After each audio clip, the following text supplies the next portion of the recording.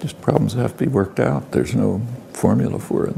I mean, I've been active in organizations in which they were worked out pretty well. There are others which they have not. As I say, there's no formula. In Britain, the established Labour movement has faced a lot of criticism for having become too comfortable, too linked to sectors of power like the Labour Party, and averse to radical action. Many have dismissed the trade unions as irrelevant today. Do you think a strong public movement can be built without unions? And is it worth trying to revive and reform them? Well, traditionally, organized labor has been in the forefront of almost every major significant movement for democratic expansion of democracy, for civil rights, human rights in general, and I think health reform, whatever it may be. And I think that's probably going to continue. If the labor movement is disoriented, suppressed, marginalized, atomized, as has been happening since the Thatcher years, I think that does not bode well for the chances of significant developments. You can see it right now in the United States, in fact. There's been a major attack on democracy, on rights, and so on, and on labor, and breaking it down. On the other hand, right at the moment, we're getting the first major popular uprising, and a significant one, against the process of moving towards a kind of corporate tyranny, and it's labor-based.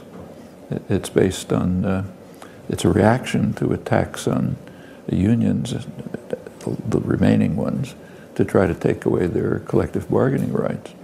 And that's led to a significant popular uprising, surprising in fact.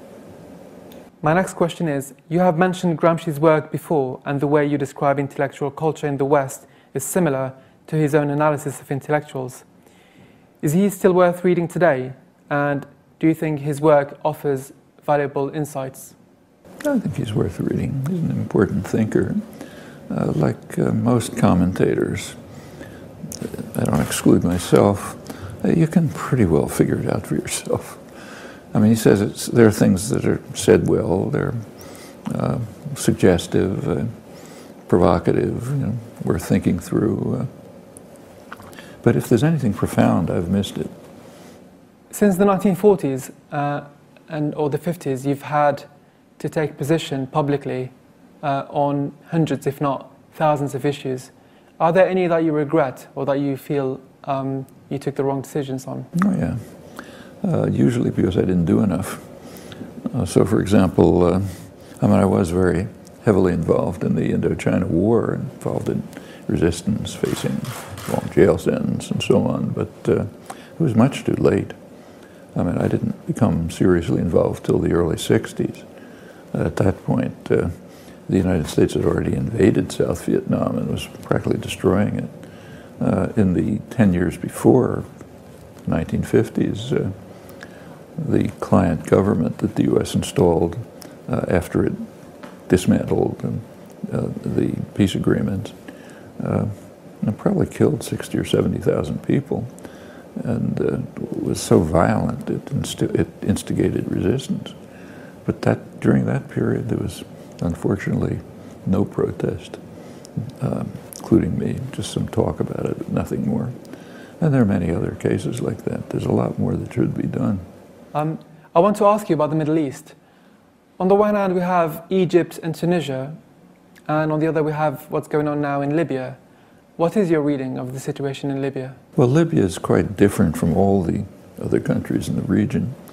Libya is the one place where there was a very violent state reaction repressing the popular uprisings.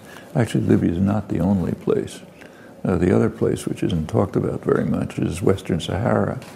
The current wave of uprisings, I mean, there have been many in the past, but the current wave actually began in Western Sahara in November, just right a couple of weeks before the Tunisia uprising. There was a nonviolent protest of Sahrawis, the indigenous people, against the quite brutal and illegal Moroccan invasion. Morocco invaded Western Sahara, was subject to decolonization under the UN auspices, and Morocco, in violation of Security Council other resolutions, invaded, occupied the country, and transported a lot of people in, which is illegal, and has run a very repressive and brutal regime, and has rejected every effort at negotiation and settlement.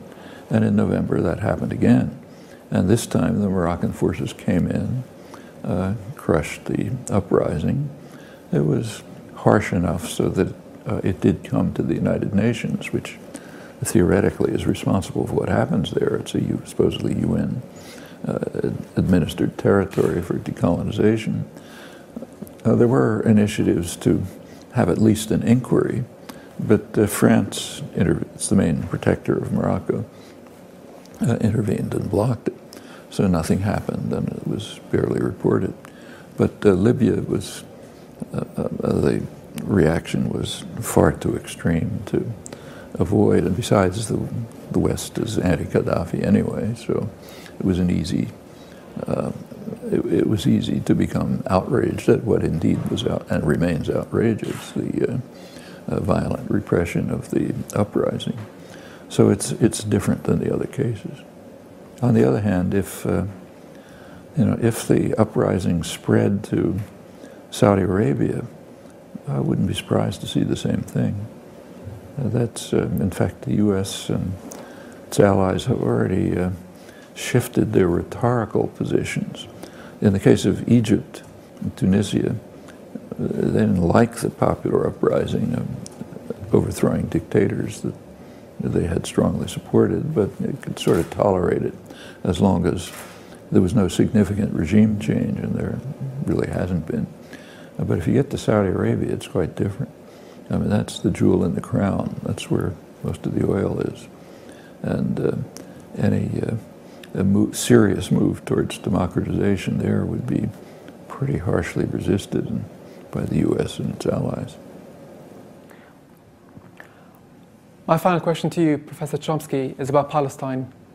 In particular, I wanted to know what your opinion was on the Palestine papers recently leaked to the press, and also your broader view of Palestine and the Israeli-Palestinian conflict, and what you think will happen there in the future. The Palestinian papers, they didn't give us a lot of new information, some, but not a lot. But what they revealed is a very weak position of the Palestinian negotiators. I mean, they have, I don't blame them for this, they simply are in a weak position, and that showed in the offers that they were making. At the same time, it showed the total arrogance and contempt of the Israeli negotiators, who assume, and on the basis of the distribution of power in the region, it's understandable, they assume they can get what they want. And it also showed the contempt of the United States. The statements by Condoleezza Rice and Hillary Clinton were dismissive of the Palestinians, were pretty ugly. So it showed something about the attitudes of the participants, which is not a great surprise, but unfortunately it's pretty realistic. As for the prospects, I think the options are not being described accurately by those who have Palestinian interests at heart, either the Palestinians themselves or the solidarity groups. The way it's almost always discussed is that there are two options. Either there'll be a two-state settlement along the lines of the overwhelming international consensus, or else, as Palestinian leaders have said, we'll give Israel the keys. They can take over the whole territory, and there'll be an anti-apartheid struggle on the South African model. Israeli leaders have said the same thing. Those who are in favor of some sort of partial settlement said, well, if we don't do it, we'll face this terrible demographic problem. There'll be huge Arab population and what we want to be a Jewish state. However, those are not the two options. There's a third option, which is a much more significant one. The third option is exactly what's happening.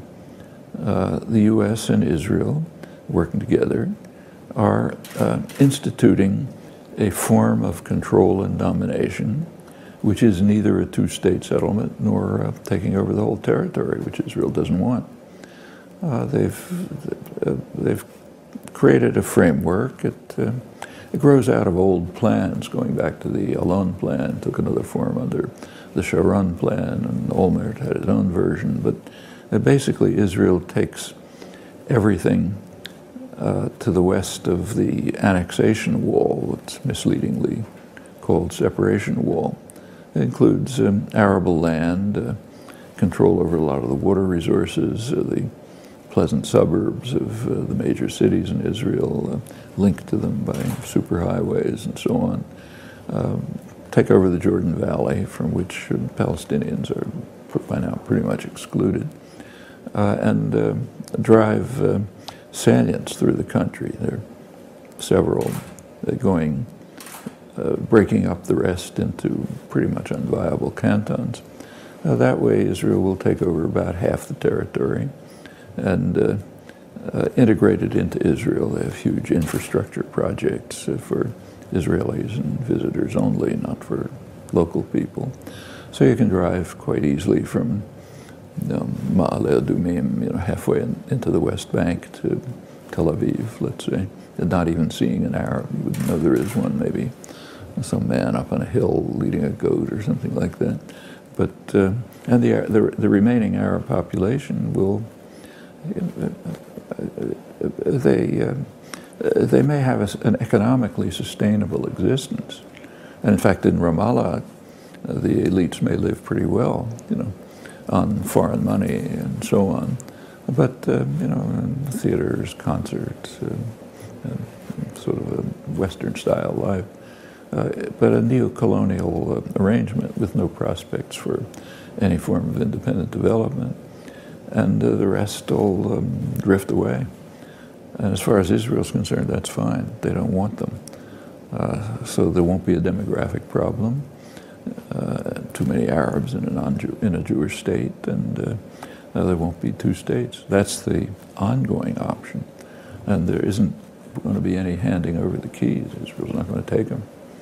Meanwhile, Gaza will be kept separate from the West Bank. That's in violation of international agreements. But Israel and the U.S. have been dedicated since 1991, actually, to separate Gaza from the West Bank. By now, it's a very sharp separation. But Gaza will just stay an open-air prison, as it's often called. Professor Noam Chomsky, thank you very much for speaking to Ceasefire.